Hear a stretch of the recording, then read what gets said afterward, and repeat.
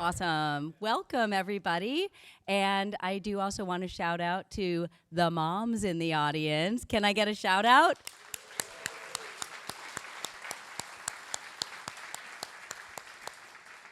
Well, my name is Heidi Wakeman, and I'm so grateful to be here tonight to this nearly full house. And you are going to love the storytellers we have here. The theme is moms, and there are so many different ways to interpret this theme, which is what I love about Fish Tales. We always have a theme, and people can choose what they say about it.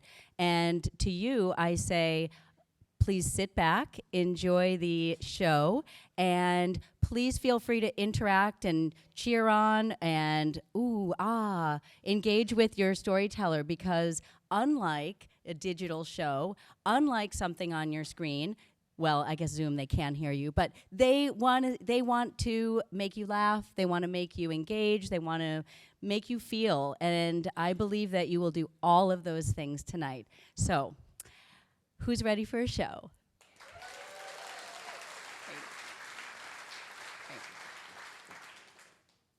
So our first storyteller is Linda Bourke, who I met at one of the amazing open mics that the Gloucester Writers Center has every month on the first Monday, sometimes at the Writers Center itself, and sometimes at Rocky Neck Cultural Center. So Linda Bourke is an artist, a writer, and a pretty good bowler.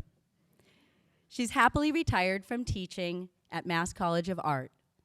She draws and writes every day, which keeps her out of jail. And we're so glad she's here. So please welcome Linda Bourke.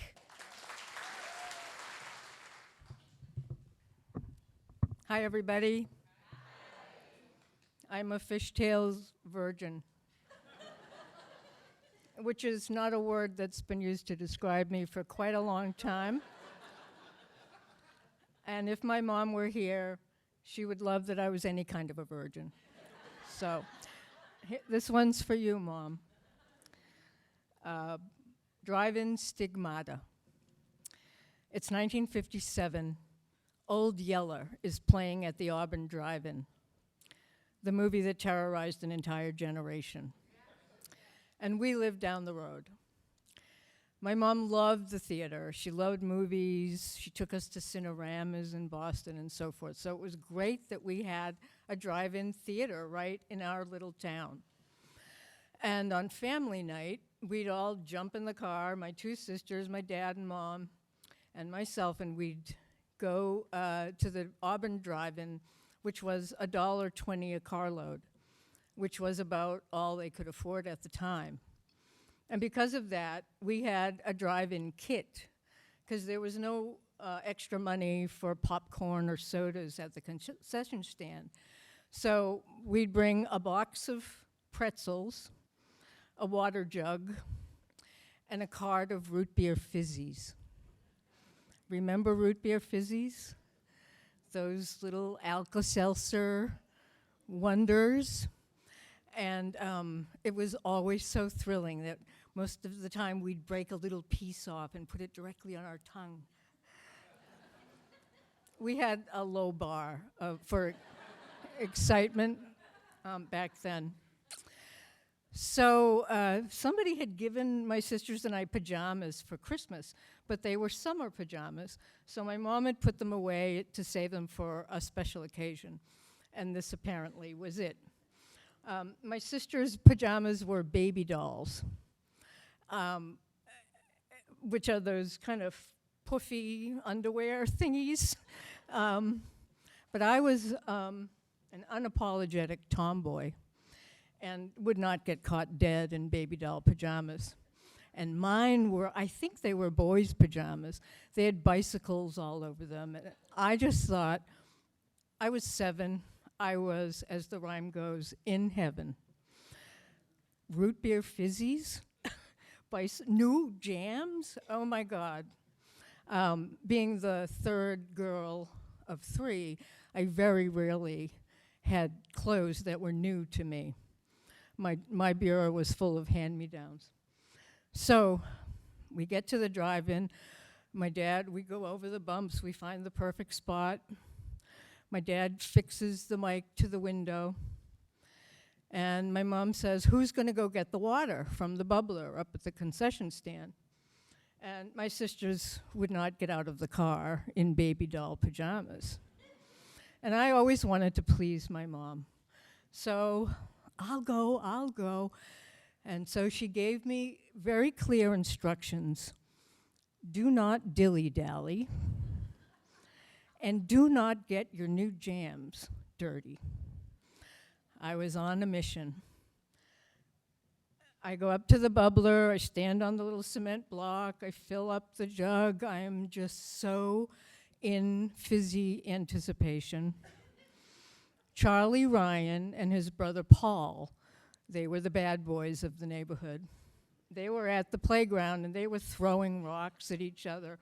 Charlie was in the trunk of his mom's car and would open up the trunk and throw something, and they had popsicle sticks, and they were flinging tar and all kinds of stuff. But I wasn't paying attention, because root beer fizzies. So I walked right into the line of fire, and a big hunk of glass got me on the forehead. Instant drive-in stigmata. My forehead is gushing blood like it's Holy Week. And I didn't mind. I had a very high pain threshold at the time as a kid, but my pajamas were getting bloody. And for a minute I thought maybe I should go to the concession stand and get help, but that would be dilly-dallying. So I hurried back down to the car, and by the time I got there, I'm sure I looked like someone had come at me with a chainsaw.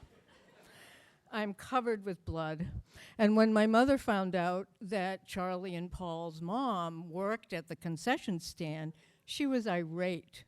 She got out of the car and took me by the hand and dragged me back up to the concession stand, demanding an apology. Now, my mom, gorgeous, visually stunning. Long red hair down to about the middle of her back, long, scary red fingernails, red lips, flawless skin, and green eyes that sparkled because they had an orange circle in each eye. And when I was young and she got angry, she'd get really close and say, "Do you see the fire in my eyes?" And I would, she was really terrifying. So here's the picture. My mom, by the way, very pregnant, standing in front of the concession line, and she wouldn't let anyone purchase anything. Meanwhile, 10 minutes till showtime. Remember that little clock on the drive-in that made you hurry to get your food? So the line is getting antsy, and my mother, standing in the glow of the popcorn machine, was really scary, and my mom did not back down. She wanted an apology. So Mrs. Ryan, who had no control over her kids, essentially, said, "Oh, I'm sorry that happened." And she said, no, I want an apology from your boys. So the manager came, my mother wouldn't budge, and they went out to get Charlie and Paul, who were nowhere to be seen. It was a standoff. And I knew my mother was not going to back down. Now, I'm no snitch, and I wasn't then either, but I knew this was not going to get resolved until they found Charlie and Paul. So I said, "They're in the trunk." And it's a good thing I snitched, because they had jumped in the trunk and locked it by mistake.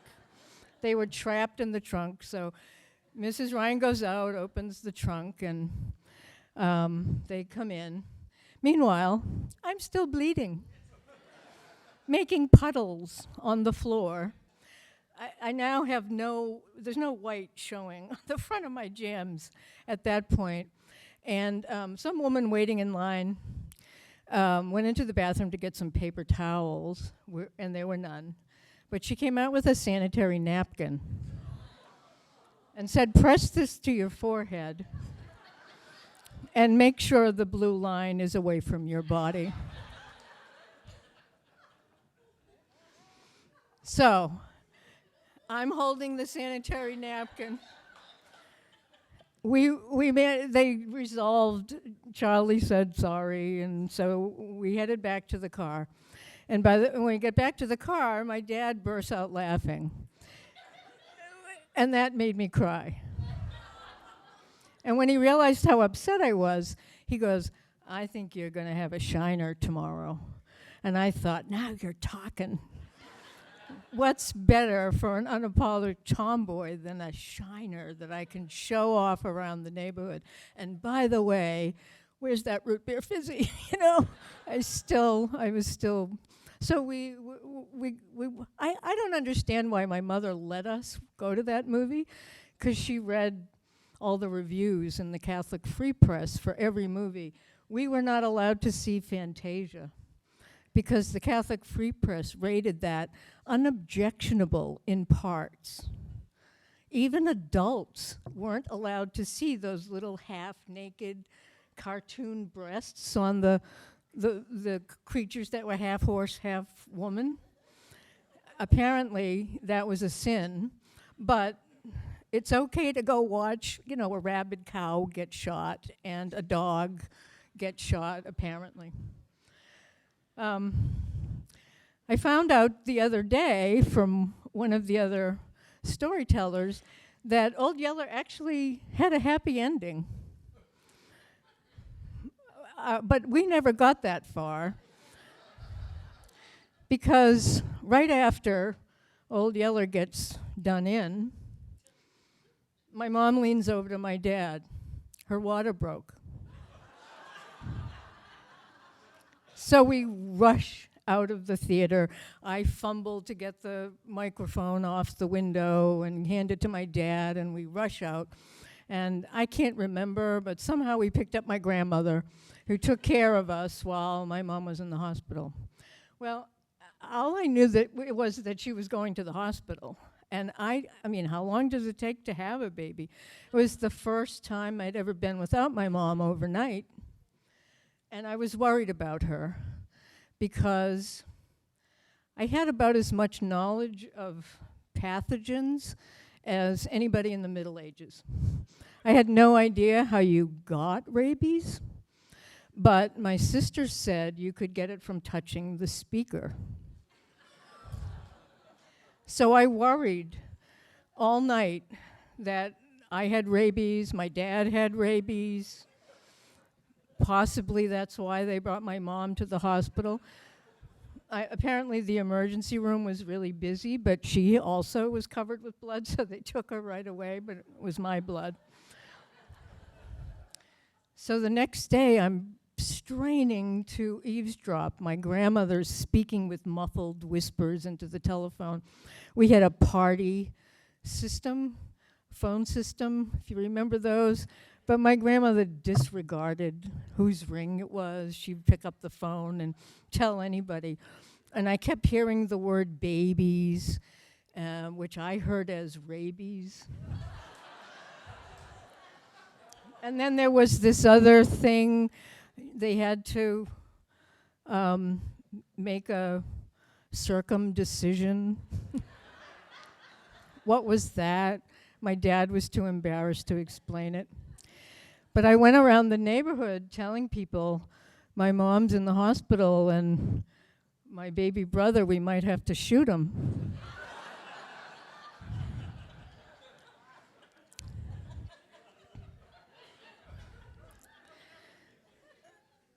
But as it turned out, the blood came out of my jams. Oh, the only thing worse than not getting a shiner is getting two. I looked like a raccoon the next day, all swollen and black and blue, but I didn't care, because my mom was okay, my jams were okay, I had a new baby brother, and nobody had rabies.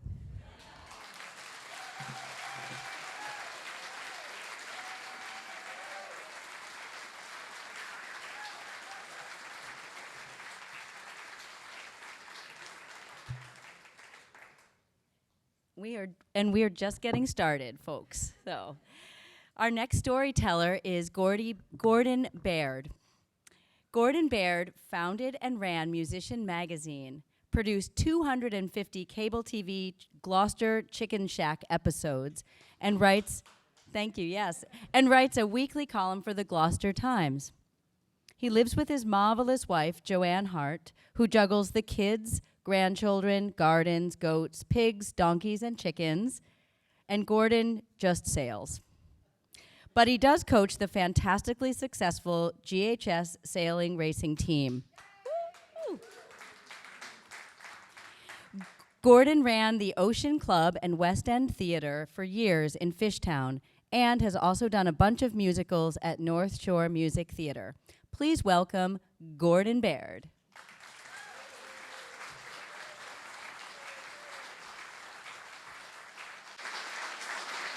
This is a story about motherhood.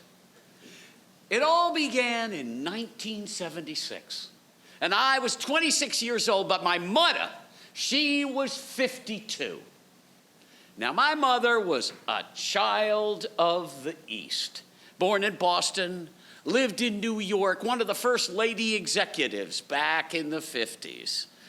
She lived in Gloucester, but at age 46, she moved out west to Colorado. And she was with her third husband, who had brought to the marriage a Beechcraft Bonanza, the Cadillac of single-engine airplanes. Now, my mother had been a champion sailor, a magnificent sailor, way better than her two previous husbands. But now she dove into flying like nothing else. It was the boat of the West. And she was a great flyer, even better than her third husband. So there we were that morning in 1976, getting into the plane on the tarmac in the Denver General Aviation Airport in Jefferson County. And off we went. And the weather couldn't have been more perfect. Blue sky, a nice following wind. Off we went. We stopped one stop overnight, took off the next day, and there we were in Washington, D.C. at our first music convention for Musician Magazine. And my partner Sam was there with me and my mother. Well, everything went great for this 3-day convention. We made a lot of contacts, sold our first ads for the magazine, and we were off and running. But we were off and flying, too, because on the way back, we left absolutely perfect conditions. The weather, very important to flying people, the weather said 2 days of ideal weather, not a storm on the horizon. And we believed them. So, leaving St. Louis, Missouri, which was our overnight stop, again, we woke up to a perfect blue sky day. You could hear the birds tweeting away, and off we took, and it was a magnificent first 6 hours. But then, as we got over Kansas, the sky was no longer blue. It was white. And then the sky was no longer white. It was yellow. And then the sky was brown, and we had to go up, and up, because NOAA Weather admitted that they had been blindsided by a dust storm, the biggest dust storm they'd had in decades in Kansas. And as we went higher and higher and higher, and the wind built and built, and we were doing about 140 miles an hour, but the wind in the storm was blowing about 100 miles an hour. Well, way up top, it was only blowing about 60. However, that slowed us down. It made our progress so hard. And fuel became an issue. She hadn't planned to refuel. But as we got over central Kansas, it became obvious when you subtract 140, you subtract 100 from 140, you get 40 miles an hour. That's going to be a long trip. When we were over central Kansas, we realized we were going to have to go down through this dust storm. And we were way up high. Not to oxygen levels, but almost. Fortunately, the plane is solid as a rock. Annie, my mother, says, boys, we are going down. Thank God I was in the back seat. My partner Sam was in the front seat. But as we got over to central Kansas, she had looked at the chart, and there was an old crop duster dirt airfield that was in the center of the state. She said, we're going to get there. And as we came down, and we went down and down and down, and as the instruments showed how we were getting down, you couldn't see a thing. But as we came in, she knew that crop duster airport was going to be there. And she was right. And the clouds parted, and the brown gave way, and there was the airport. We had just missed it. Oh my God. So now we are going so slowly because now we're in the brunt of the storm and it's blowing about 110 and we're making about 30 miles an hour.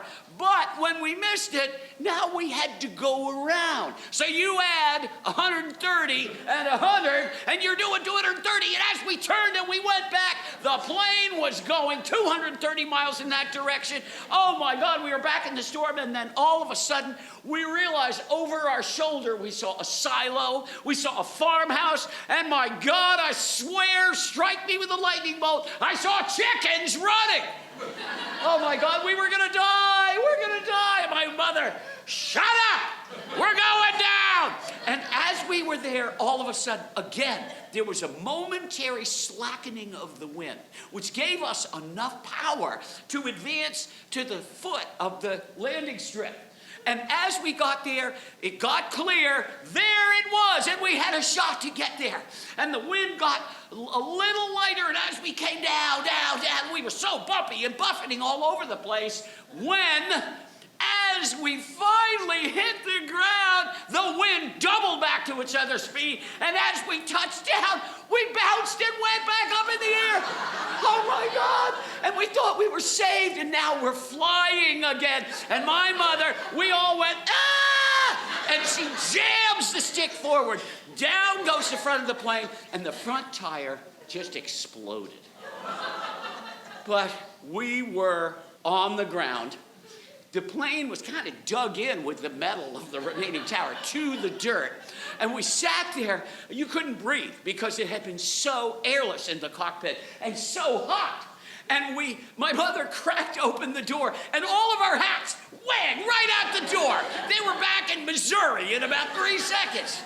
But as we sat there just breathing and sort of touching and patting each other and hugging and saying, oh my God, did you see those chickens? And we all had seen the chickens.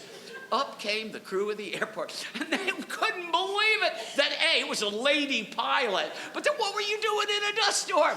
But they secured the plane. And then we spent a night there because it stormed all night.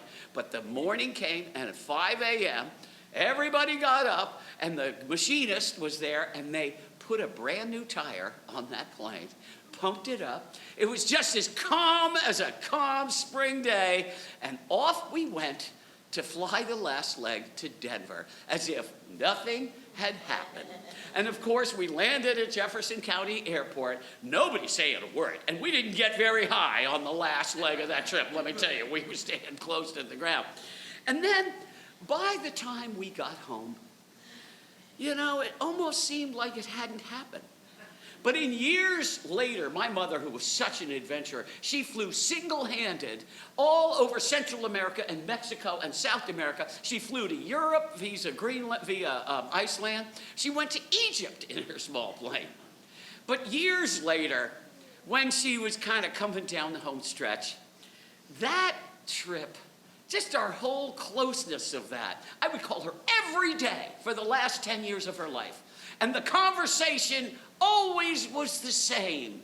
Hi, Granny Annie. Hi, Gordy. How's my favorite mother doing? Your favorite mother is doing fine. And we would laugh and laugh. We would roar with laughter.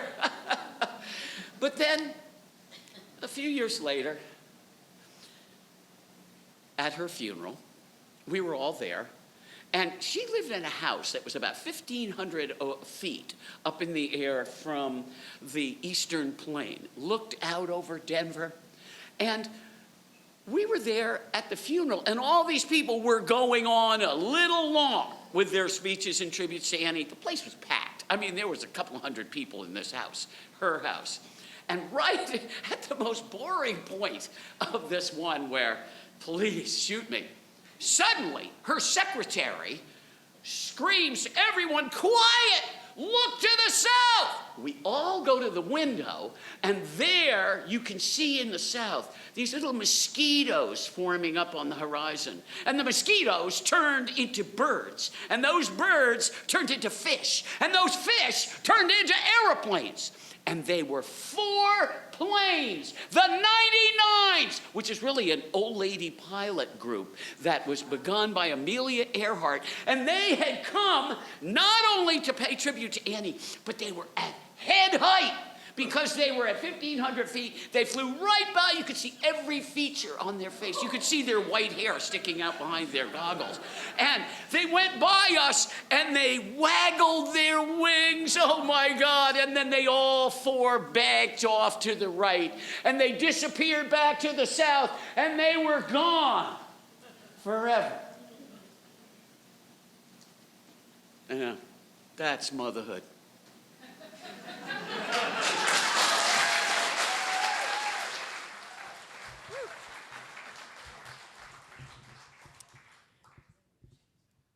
Thank you, Gordon. And thank you, Annie, for birthing Gordon. Our next storyteller is Caitlin Featherstone. Caitlin Featherstone lives and teaches on Cape Ann. She walks to Good Harbor Beach by herself every morning and wanders the woods, streams, beaches, and bike trails with her wife and younger daughter. The rest of her spare time is consumed with managing her library holds list and basking in her older daughter's #van life. She's also my neighbor and friend. So please welcome to the stage, Caitlin Featherstone.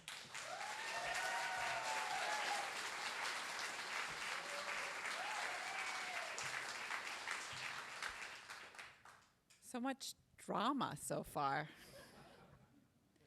This is a story about finding my mother on Route 1 South between the medical supply store and the Orange Dinosaur. So I was brought up to believe 2 things about Route 1. The first is that it is always the most efficient way to get from the North Shore to Logan Airport, Boston, or Cambridge. And the second, from my mother, that there really isn't any reason you should stop. There's nowhere you need to go. And that came from my mother's firm belief that shopping was just not a thing. She believed she would articulate, I think, something that was not original to her, that she didn't want to be in a store where she couldn't see the door from every angle in the store. There are a few places on Route 1 that meet that criteria, but not a lot. So if I said I was going to a sale at Bob's Furniture or, I don't know, browsing the aisles at the Salvation Army Superstore, or one time inexplicably picking up an entryway bench at the Christmas tree shop, she would look at me with a combination of sort of confusion, horror, sympathy, and just the sense that at some point I had made choices in my life that she didn't understand.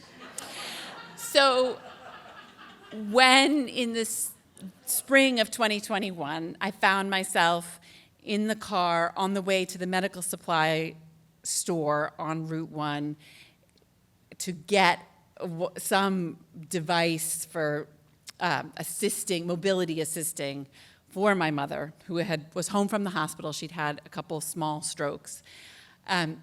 With my toddler in the back seat, I was not surprised to be having a sort of terrible, horrible, no good, very bad day experience.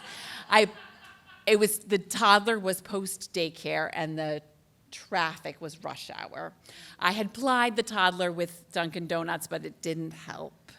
And Google Maps kept telling me I was 450 feet away from the parking lot turnoff, but how long really is 450? Faster than that. So then I would have to exit at the next cross street, reverse direction, go head north, et cetera, et cetera. You've all experienced it. And so when I finally extracted the toddler from the wheelchairs and the movable beds and the who knows what that had been there since like 1965, and got the mobility device packed into the minivan, I felt depleted, triumphant, and that's the only silver lining besides having this thing was that I would have a funny story with which to regale my mother. It didn't turn out quite like that. My mother, it turned out the strokes weren't really the problem, and within the week she was in Mass General, and I was again driving on Route 1 South repeatedly, this time to visit her. And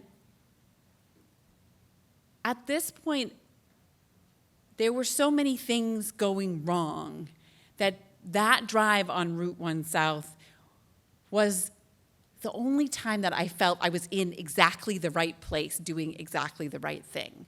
I knew that at the end of the drive, I would find my mother, who would be, as she always was, delighted to see me, who would pretend to be interested in eating the food that I would bring, and she would enthusiastically call her friends with me. She wasn't really able to use her cell phone herself anymore, but her public was waiting for her, so we would call her friends. And on those drives, I also knew, since I don't talk on the phone while I drive, that I didn't need to be, it was one of the few times I didn't need to be trying to reach the social workers or doctors or someone that would help me to extract her from Mass General, help us to extract her from Mass General, where it seemed increasingly clear she was going to die of what it turned out was cancer. So the drive, when I had secured childcare for the toddler, when I was sure that there were a few hours that my teenager didn't need me, that I had no other obligations, and that I could stay with my mother until the nurses kicked me out during visiting hours, was this sort of place of peace. And we did end up getting my mother home, and the drive I took to see her when she was home was East Main Street, which you all took to get here today, and I drove it with a very different feeling of panic, dread.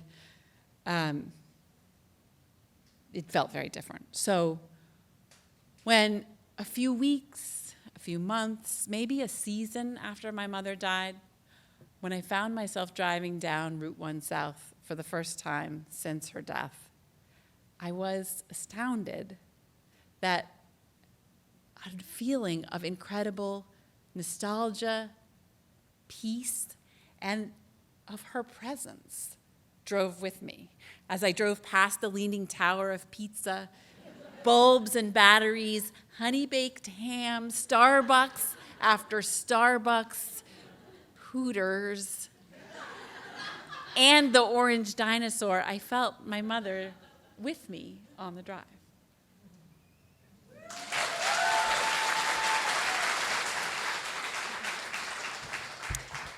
And if you've seen that orange dinosaur lately, it's very lonely.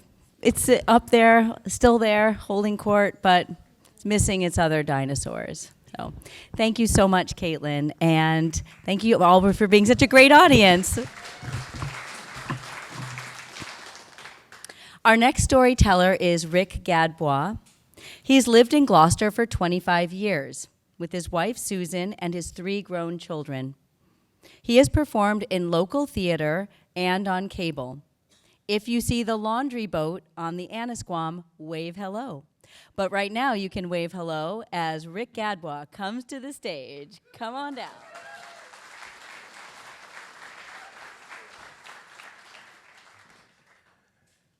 Hello.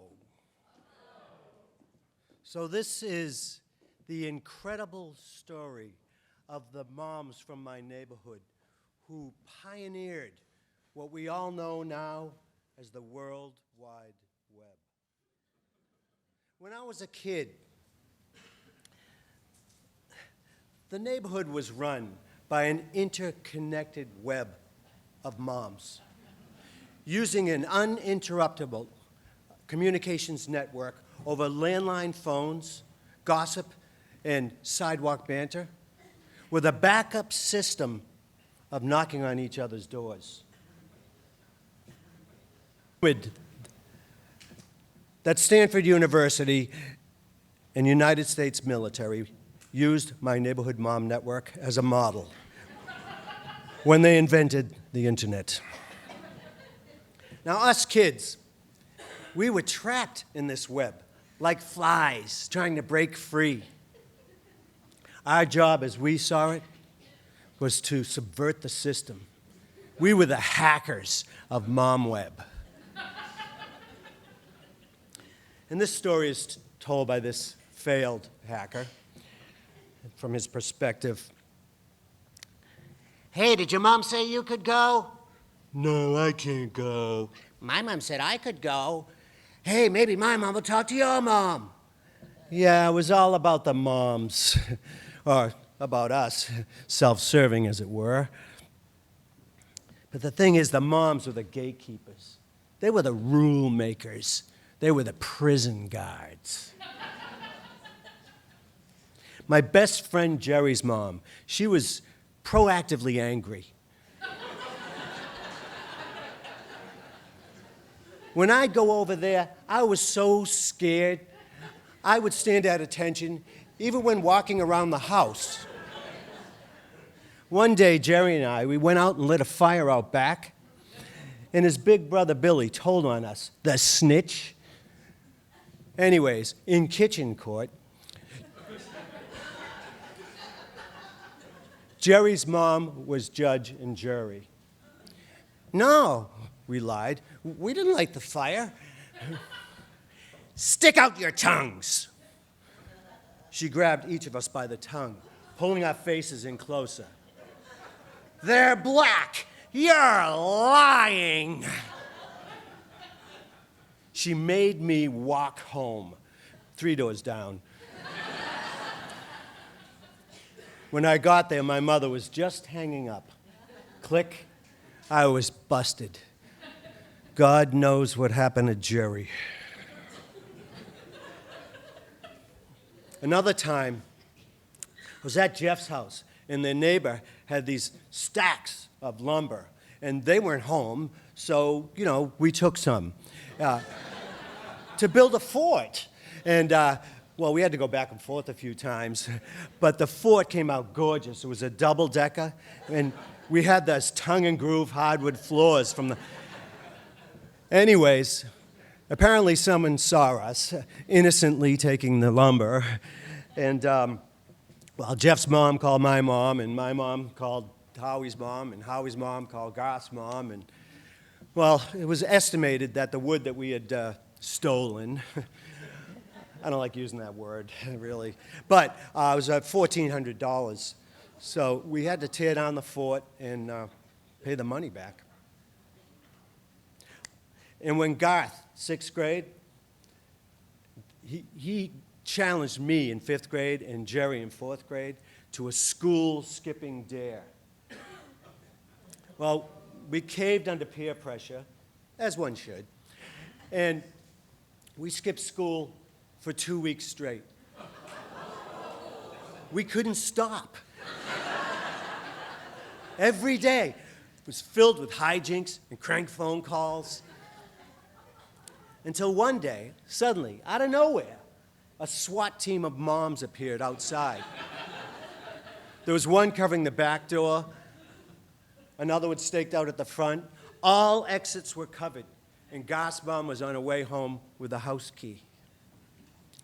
We were always trapped by these neighborhood moms, this web, until one day I found a defect, a bug in MomWeb, a glitch in the matrix. See, my mom always did everything for me. She cleaned my room, did my laundry, my bureau was stacked with folded clothes, my bed made. But since she did it all, She was trying to teach me cleanliness, but I learned that I didn't have to do anything. And when I gave the kid a black eye next door, my mom defended me against the other mom. I had broken through the firewall. I figured I could get away with anything, and I pretty much did that right up to 2 weeks before the end of senior year in high school. And what did I do? I quit. In an instant, I became a high school dropout. I had really done it. Well, I have to tell you, I know a mom's job is hard. You have to be nice and nurturing and kind but demanding and sweet but forceful. And you can get all the accolades, but you can get all the blame. Everyone's going to their therapist saying, oh, my mom should have done this or my mom did that. Heck, I just kind of blame my mom, attributing her making my bed to me quitting school. And I saw some of you nodding, yeah. Jeez, what a lousy mom. But, you know, was that a bug in MomNet? Just, was that me? Oh, eventually, by the way, I weaseled my way back into college. Computer science 4.0, summa cum laude. And Mom steered me in that direction. She brought me to the computer department out of work. She gave me pamphlets on technical schools. You gotta do something. Yeah, that mom web that we were always trapped in is now trapped up here in the cobwebs of my mind. And when I'm working on something, I'll look up and I'll see Jerry's mom peering in through the window. Just checking. Tom's mom in my rearview mirror, making sure I'm not driving too fast. And I never told anyone this, but when I see pictures of Marilyn Monroe, I think of Jeff's mom, who once, when I was 11 years old, said I was cute. And I thought for that moment, perhaps, that she and I would run away together. And she'd be both my girlfriend and my mom.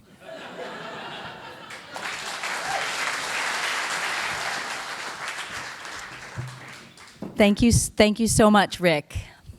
Our next storyteller is Nancy Carolyn Kwant. She is a lady writer and Spanish medical interpreter by profession. She and her 12-year-old daughter, Gabriella, live in the magical village of Lanesville. She writes through joy, rage, and tears because she truly believes that, along with swimming in the sea, it helps to maintain the mother-work-life balance. Please welcome Nancy Carolyn Kwant.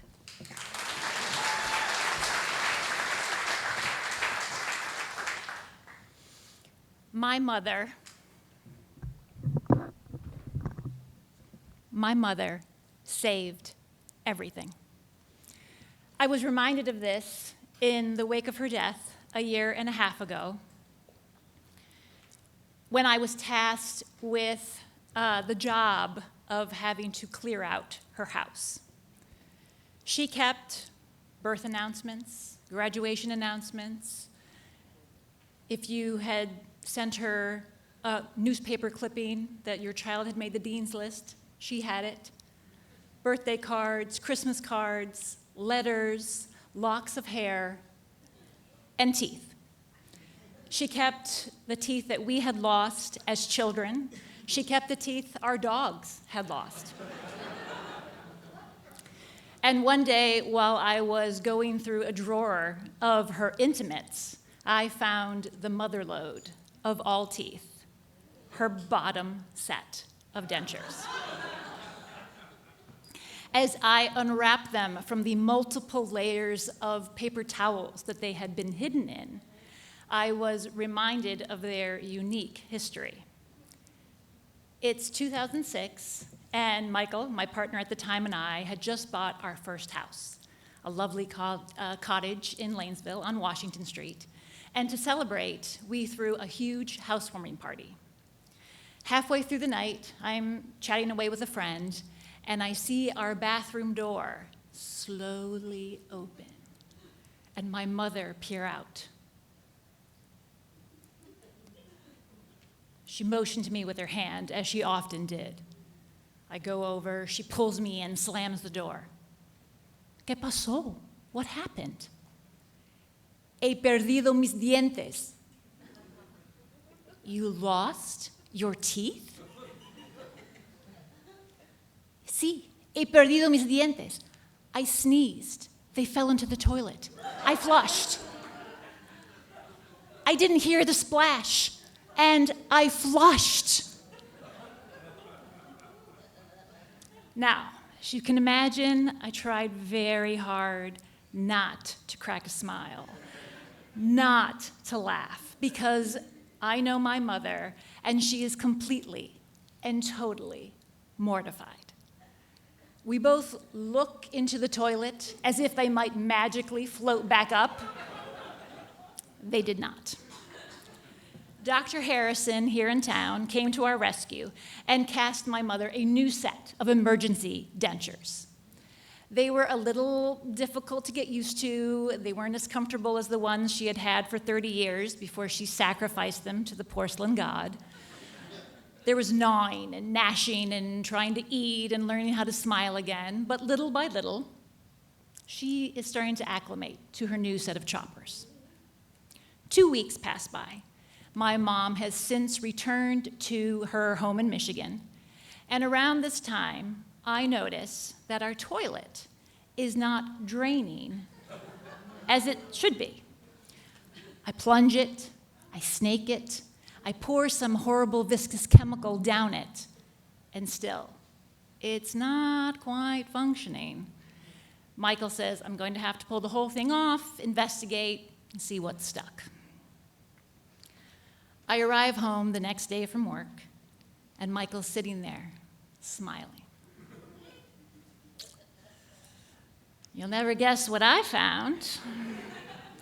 And it takes me a minute before I say, no. Yes. No. Oh, yes. I pulled it off. I rinsed it out, which was completely disgusting, by the way. I look in, and there they are, sitting there, grinning at me. When I call my mom to relay the news of what I have found, the first thing she says to me is, Pepita, save them. Mama, come on, no. Yes, save them. Take them to the dentist. They can clean them. Promise me you'll do it. Pepita, promise me. And if Helen Kwant made you promise to do something, you did it. I promise. I sheepishly go back to the dentist, along with a baby blanket my mom had knitted for the dentist's newborn to thank him for his prompt and excellent service. I'm very uncomfortable, embarrassed. My mom, she told me to bring these back because you could clean them. And do you know what? She was right. My mom was right, as mothers often can be. Turns out they had some supersonic cleaner to make them good as new in case an extra set of dentures might, the need might arise in the future.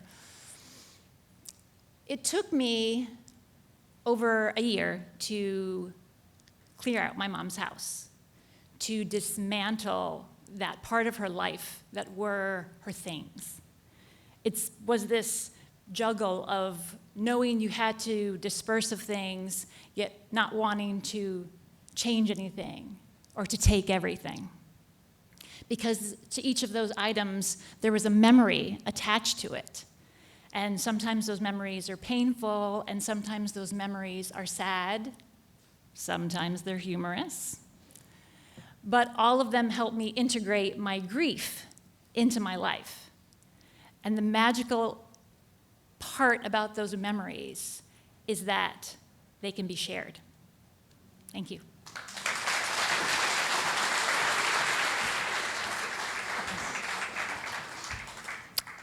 Thank you so much, Nancy. Our next storyteller is Nick Anderson.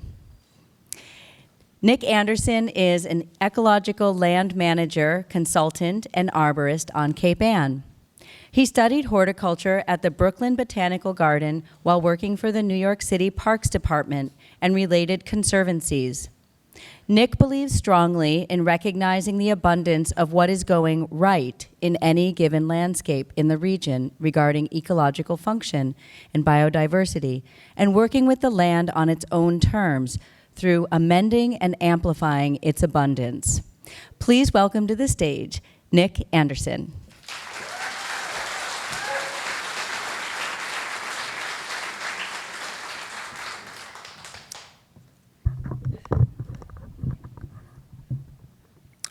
So when I was a really little kid, growing up in Pigeon Cove, my biological mother, Peg Anderson, who's a magnificent human being, she'd take me down to Cathedral Rocks, and at low tide, we'd explore the tide pools. And I would just get lost for hours in these galaxies of marine life, with sea anemones and crabs and starfish and sea urchins and minnows and, the whole shooting match. And then I'd go home and I'd watch my Jacques Cousteau, and like every other sensitive nerd at the time, I'd say, when I grow up, I'm gonna be a marine biologist. And then I got a little bit older, and the rich folks who lived above those tide pools decided they needed to have landscapes that looked like country clubs. And so they put down fertilizer and herbicide and pesticide, and pretty quickly those tide pools died. And they just turned into these puddles of algae and a few suffering snails. And then when I did grow up, I did not become a marine biologist. I lived in cities and did all sorts of things. And around the time when I was becoming a parent, dealing with that whole existential crisis, a strange thing happened, and that's that the ground I was walking on, it sort of started to come alive for me, and it developed an aura, and I just sort of became fixated on that intersection between dirt and whatever was growing out of the dirt. It just became almost like my social media. I had to interact with it, and it was reminiscent of those tide pools in a way. And so this eventually led me into studying horticulture and getting interested in ecological restoration and that sort of thing. And I've had a lot of creative and intellectual dalliances over the course of my life. But this was something completely new, and this was pathological obsession. This was just like, books and books and books and books and websites and classes, and, every other second I was at a botanical conference or, symposium. This is New York City, a bunch of botanical gardens and universities, and, I was constantly hearing from, world-famous botanists and ecologists and garden designers and so forth. But the whole time, I just insisted on staying in the dirt with the plants by day for my job. And I'd just be planting all day and working all day with the plants in the dirt. And then I'd get home, and I'd basically just keep doing the same thing in my tiny little yard. And then, the sun would go down, and I'd still be doing it by flashlight, neglecting my children. This obsession did not go unnoticed. The folks for the bosses in the offices and so forth at these conservancies I was working for, they noticed this, and periodically, the bosses would come out of the office and they'd effectively say, like, "Hey there, Mr. College, I see you're pretty into this whole, nature plants thing, like with the birds and the butterflies and the, bees and everything. That's cool. You should, maybe you should get yourself inside and maybe we'll get you sitting in front of a computer. And, maybe you could get a little more money and, you could start to maybe develop some back problems from sitting down all day and maybe get a little bit of hypertension, some diabetes from eating out of the candy dish. But we really think you ought to, your days will be a little more stressful, a little more, tedious. But the thing is we've got this 10-year plan, $50 billion. We are in here fixing nature, fella. It's all happening in here. And so I figuratively said, like, yeah, man, no, I think I'm good out here. No, I think I got to stay where I am because I'm making tide pools. And they would essentially back away quietly and go back to the office. But the thing I was starting to figure out is that all of these folks fixing nature from their offices and their computers were talking to all of these scientists and ecologists and botanists, et cetera, and they were all completely fixated on mature ecosystems, old growth forests, sphagnum bogs, these incredibly delicate, ancient places with all of these rare plants, all these delicate little things. And so, for example, if you go out into Dogtown and you find yourself by a quarry, and you look around and you look at those low bush blueberries and the beautiful lady slippers and the ferns growing out of the ground, and you marvel at all these plants, basically what you're looking at is sort of the ecological equivalent of a super gentrified neighborhood. These are not the plants that built that land. You are basically looking at a bunch of hyper-specialized plants with weird jobs. So, like, one of these plants might be, you could think of a plant that would be like my firm is like mostly what we do is like digital rights management, and we also do search engine optimization, but like my real passion is the cello. Like that kind of plant, right? Or then you look at another one of these plants and it would be like, kind of an eccentric lady plant who has a super expensive car and owns and runs like a yarn store in Manchester, one of those plants. Or you could maybe a plant like who would be like a trust fund kid who has a podcast about artisanal sourdoughs and has a super expensive skateboard shop with really unpredictable hours. These are the kinds of plants that you see out in these more mature ecosystems. These are the plants that all of these fancy folks in the office are obsessed with because they want to skip the steps. They don't want to do the early work. And the thing is that if you go to that beautiful quarry area in Dogtown with all those plants, you are looking at something that was, a century a little more ago. This is a post-industrial landscape. This was absolutely devastated land, and what built that land back into the place that we love now are the weeds. It started with weeds. And, basically weeds are just plants that cover the ground really fast. They just want to have a ton of sex, make a ton of flowers, make a ton of babies, here for a good time, not for a long time. See you later. And that's what builds towards where you can have your aristocrats, you can have your skateboard kids, et cetera. And so, weeds, it's a pejorative term we use, and I know what we all associate with weeds, but what you have to understand we have ugly weeds, we have smelly weeds, we have weeds from all over the world now in our midst. But there are hundreds of absolutely gorgeous weeds, strong weeds, beautiful foliage, beautiful flowers, native plants that build the land, feed the birds, the butterflies, the whole shoot and match, and make room for those aristocrats that come later. And what I discovered from just reading and just working is that if you just take a bunch of these weeds, let's think of them, these proletarian weeds that build the land.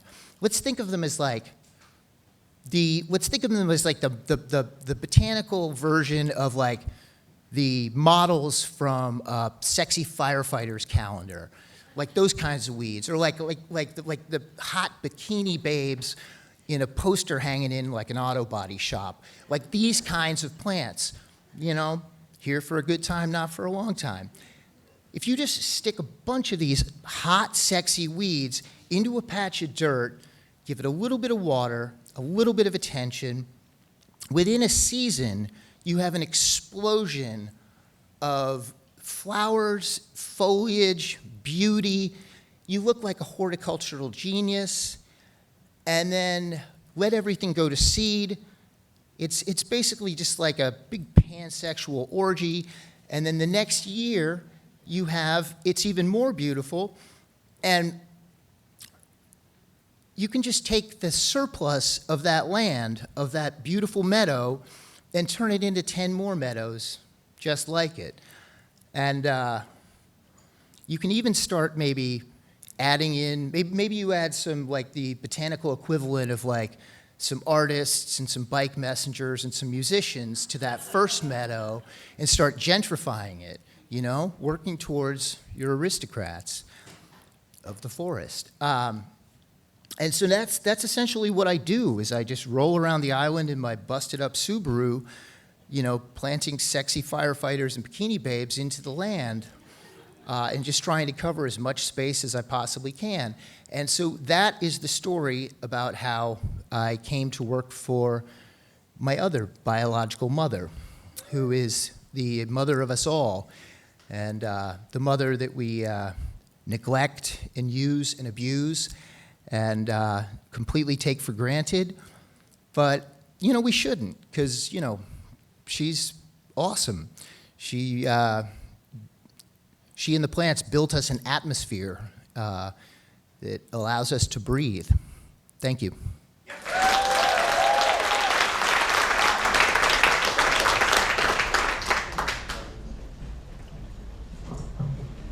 Thank you, Nick.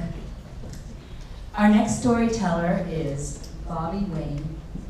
Bobbie Wayne is a writer, visual artist, songwriter, and instrumentalist who plays the harp. She and her husband performed 18th century music at historic sites. Originally a New Yorker, Bobbie was a Nashville songwriter for 8 years. A member of the Gloucester Writers Center Women's Writing Group for 7 years, she credits the group with inspiring her and refining her writing. Her stories have appeared in The Raven's Perch, Intrinsic, Slab, Blue Line Magazine, and Collier Literary Journal. She is near completion of her book, Lifelines, and is compiling a collection of her first-person stories.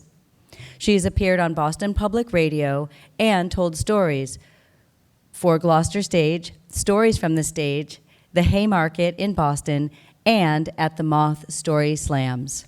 Please welcome Bobbie Wayne.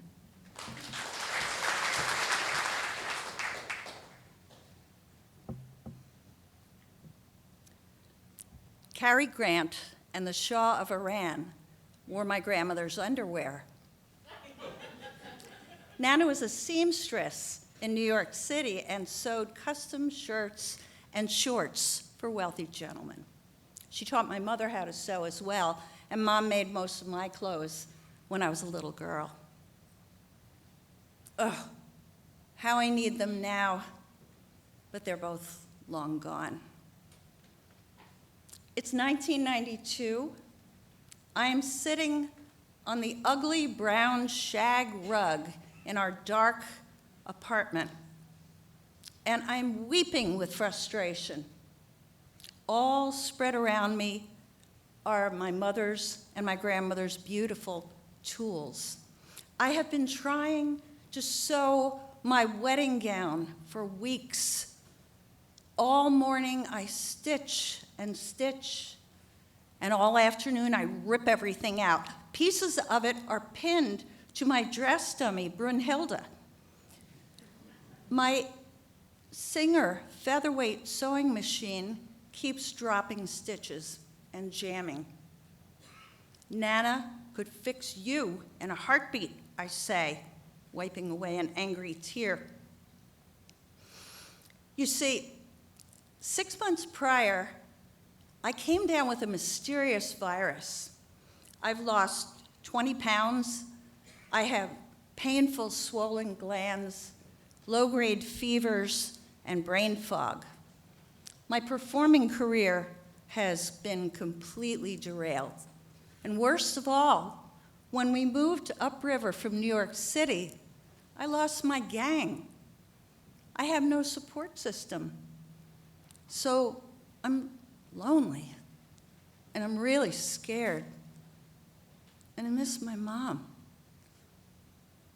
Just then, I hear a cry outside on the patio. So I get up and I open the doors, the sliding glass doors, and I step out into the warm September sunshine.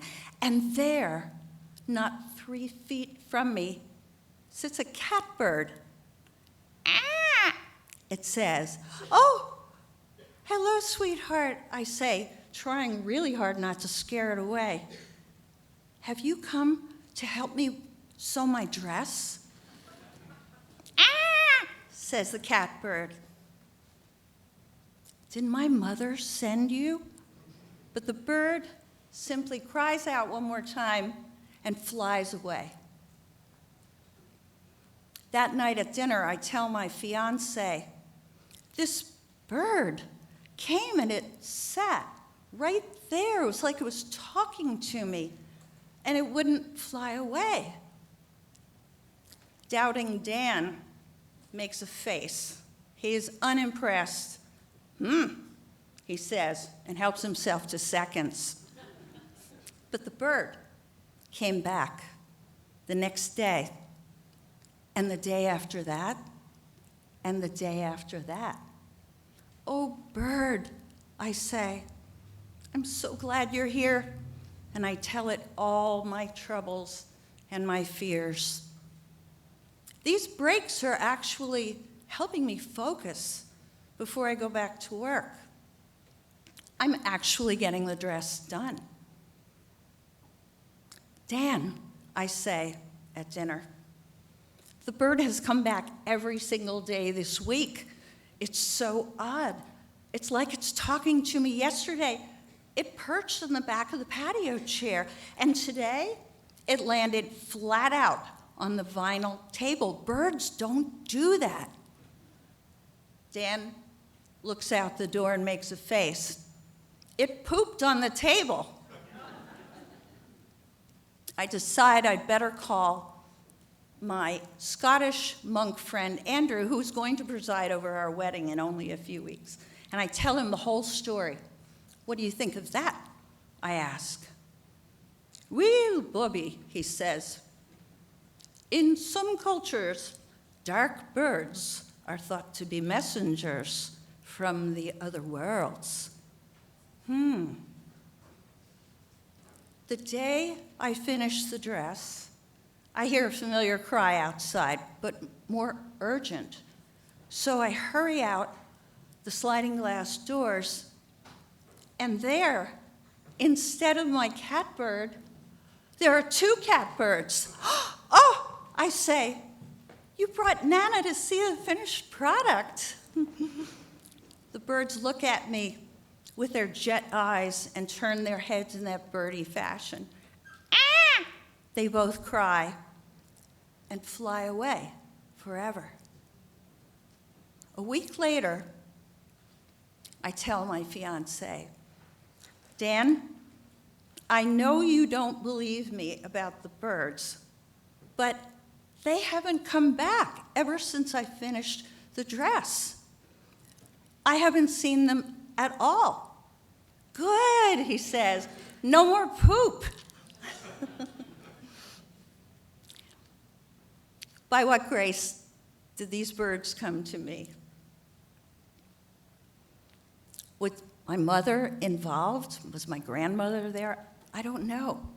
Would I have even finished my gown without their presence? I don't know, and I'll never know. But what I do know is this. When things get really, really tough, don't give up. You never know when a miracle is winging its way towards you, even as we speak.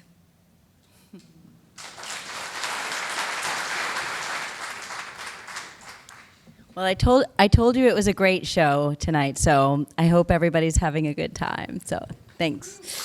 Woo!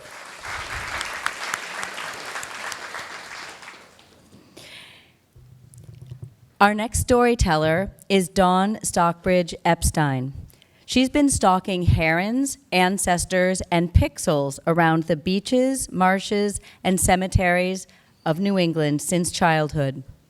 A multidisciplinary designer, she tells stories through film, animation, landscape, words, and even, once upon a time, video games. Please welcome our final storyteller, Dawn Stockbridge Epstein.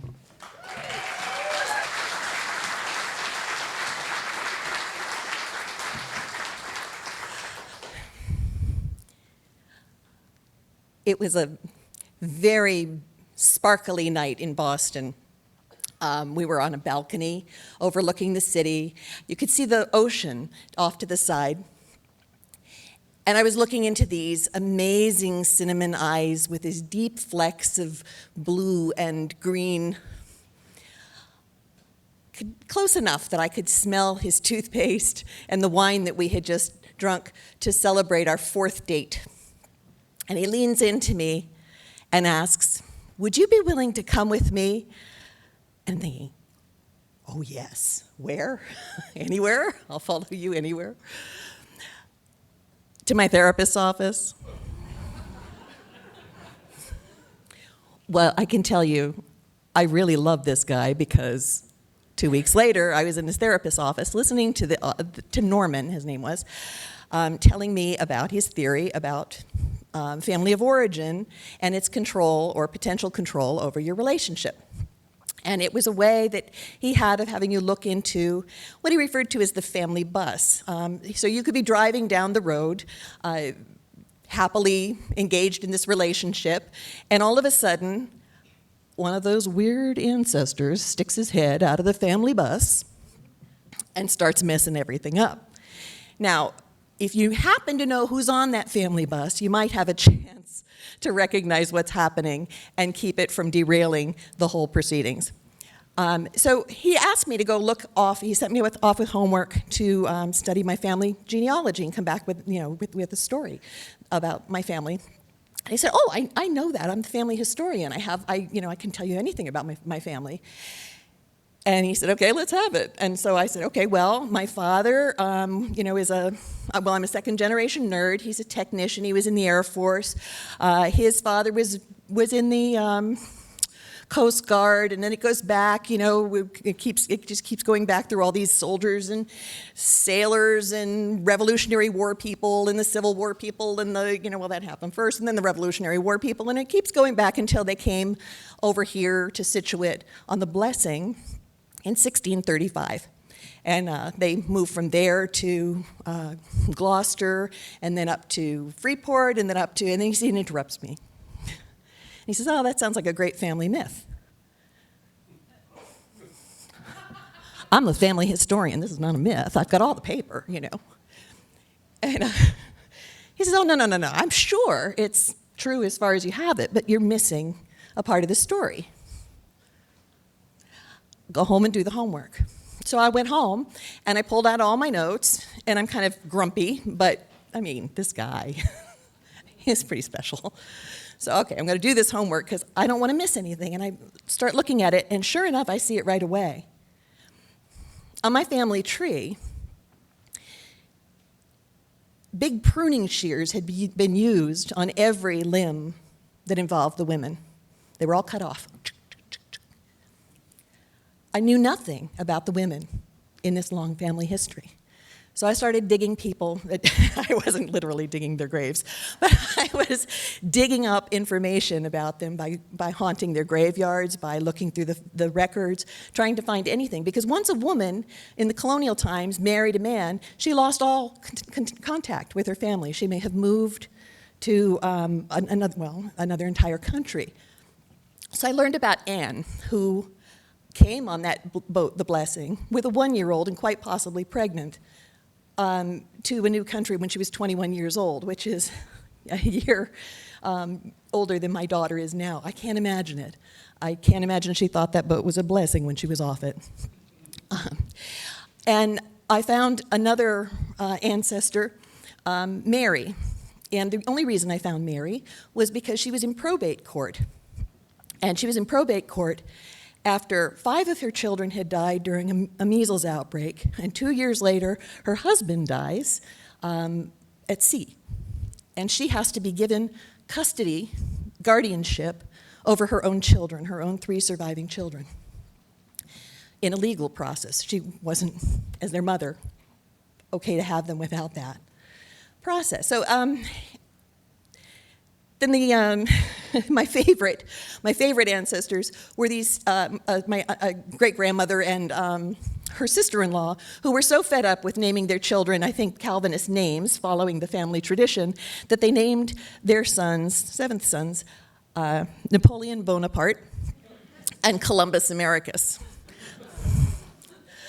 My father used to say that we were descended from Columbus, but I didn't realize. He wasn't. So I come back to Norman and I tell him all about this family and all these stories that I've uncovered, and these women. And he said, "What are you missing?" I couldn't tell him. I had no idea. So I was looking at the paperwork, and I was getting kind of cranky, and I'm thinking, well, I really like this guy, but I'm not sure I'm feeling great about the therapist. And I'm getting ready to leave. I'm feeling really agitated, and then suddenly it comes to me. I hadn't said a thing about my own mother. And my relationship with my mother wasn't great, so I didn't have a whole lot of information. But I did the work. And it was short work. My grandmother was adopted, so there was nothing to be found there. She may or may not have come from Finland. She may or may not even have had her name. Her name seemed to have been a fiction.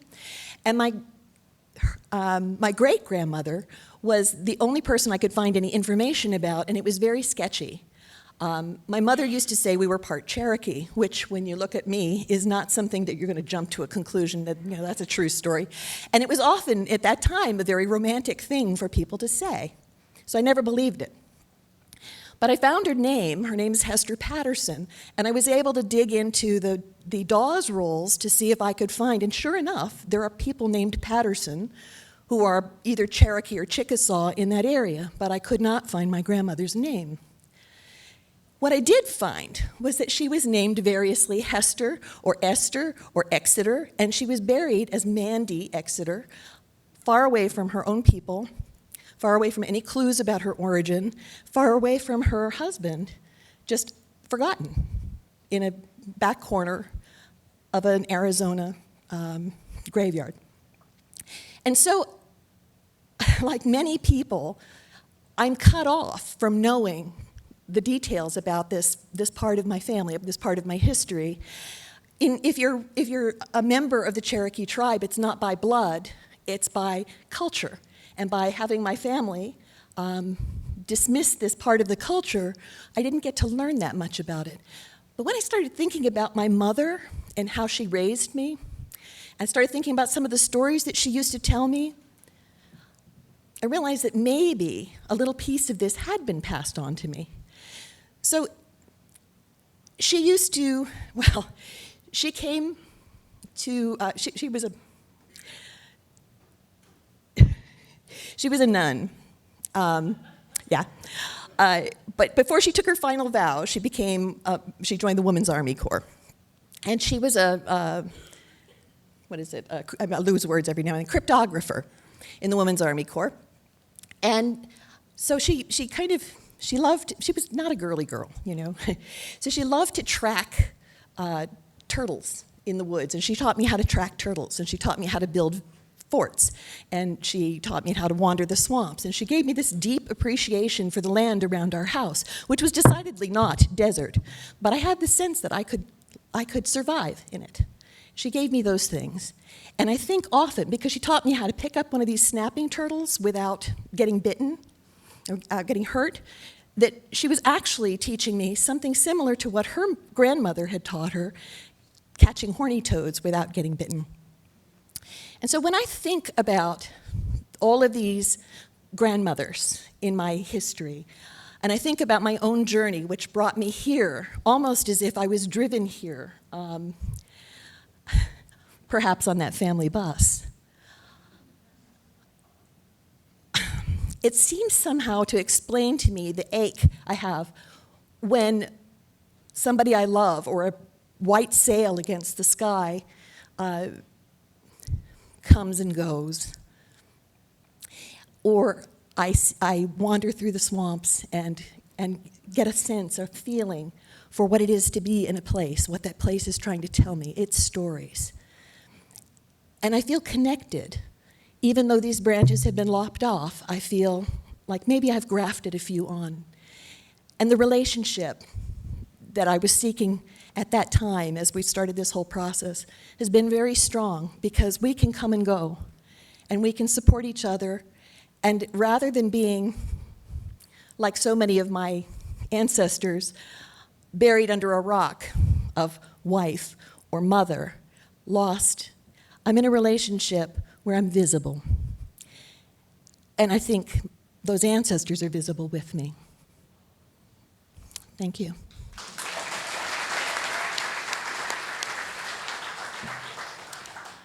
Well, thank you so much for coming. There's one more story, and that is my story. But before we do that, I just want to acknowledge again that there are lots of mothers here tonight, and there's lots of different ways to be moms, whether it's with fur babies or with projects that you birth, and whether it is biologically or adopting. There's lots of different ways to mother, and some of the best moms I know are men. So I always knew I wanted to be a mom, but first, the revolution. I'd graduated from UMass Amherst in December of 1990 with a degree in social thought and political economy. Shout out for STEPIC. Woo! STEPIC was an interdisciplinary department that specialized in putting theory into practice. We were decidedly left-leaning. We received a Red Star upon graduation. I wanted to smash the patriarchy. I wanted to smash capitalism. I wanted to change the world. I was full of ideas, full of idealism, and I was full of baby. The summer before, my charming alcoholic boyfriend and I found ourselves pregnant. Well, we got pregnant, and we found ourselves pregnant at the end of the summer. I hadn't told anybody. I was 21 years old, and I didn't know what to do. I'd already had an abortion, so that was not an option for me, and I was considering adoption. But the thought of a conservative Christian, homophobic, and racist family raising my child, our child, really made me give pause. So I kept it inside. I didn't tell anybody except my charming alcoholic boyfriend and myself, wondering what to do. Some graduation present. Well, my mom did give me a graduation present, a trip to Florida. She was going to Florida for the summer, or for the winter, pardon me.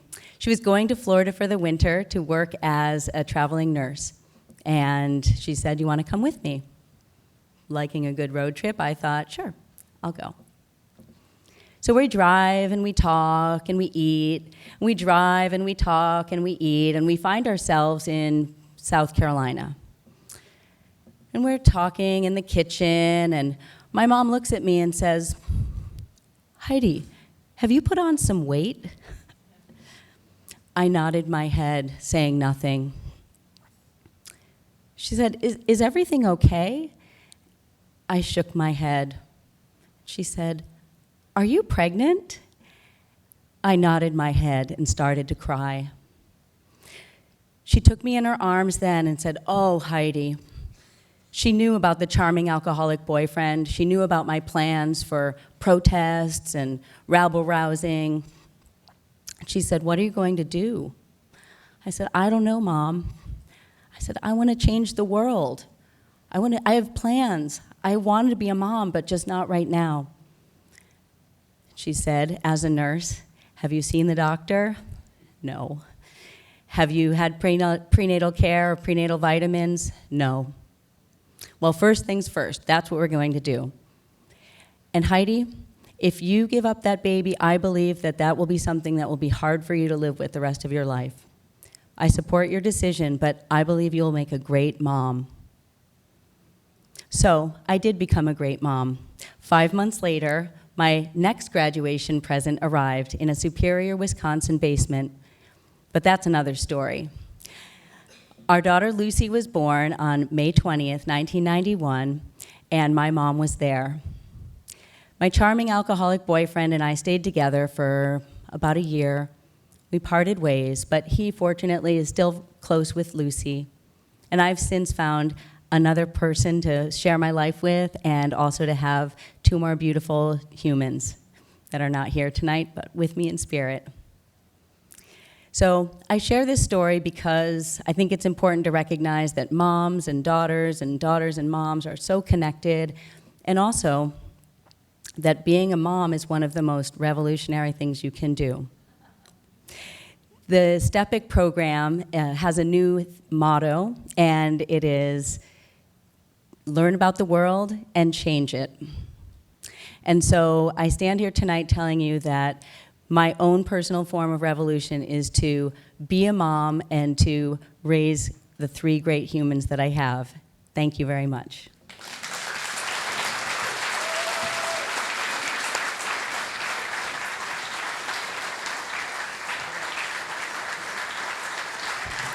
And I also want to recognize that my mom is here in the audience tonight. So Peggy Wakeman, right here.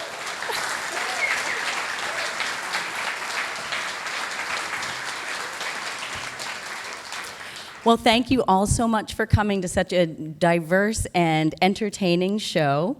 And it is the last show I will be doing as storyteller-in-residence. So you might be wondering, why does she have that large implement with her? So this is the ceremonial passing of the hook. But before I do that, I do want to say some thank yous to our friends here at Gloucester Stage Company for hosting us.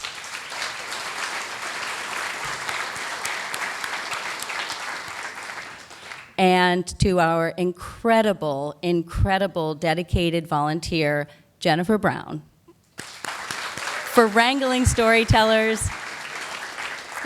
Jennifer has worked with us to get organized biographies, headshots, the storytelling workshops that all of us attended. And I also want to acknowledge Layla Goodman for sharing in the storytelling workshops here in the audience.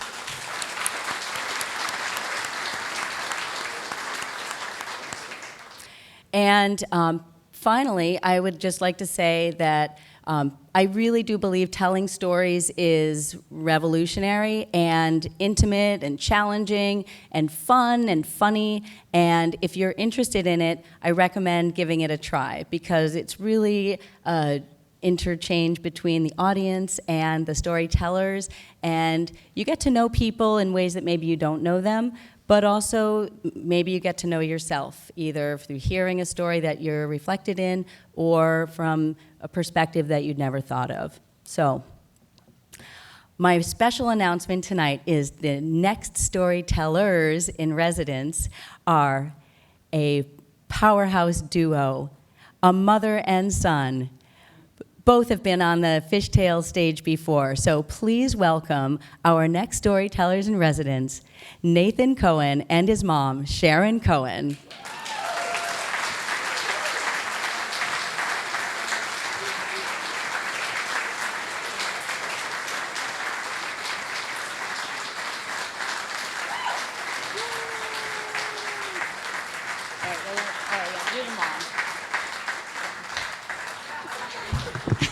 And as the mom, I think she does deserve the hook. So, would you like to say anything, Sharon? Yes, I would. First of all, thank you. You're off the hook. We asked an awful lot of questions when we were asked to do this. And the one question we did not ask, which I asked tonight, was, when you give us this ceremonial thing, what do we do with it?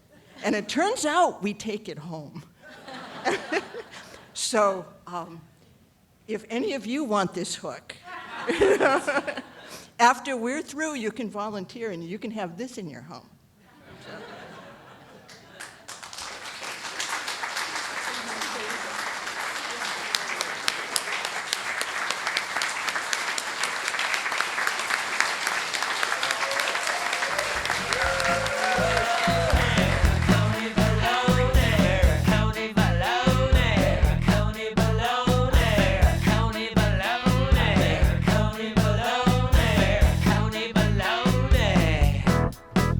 Big things to break down fast, and nothing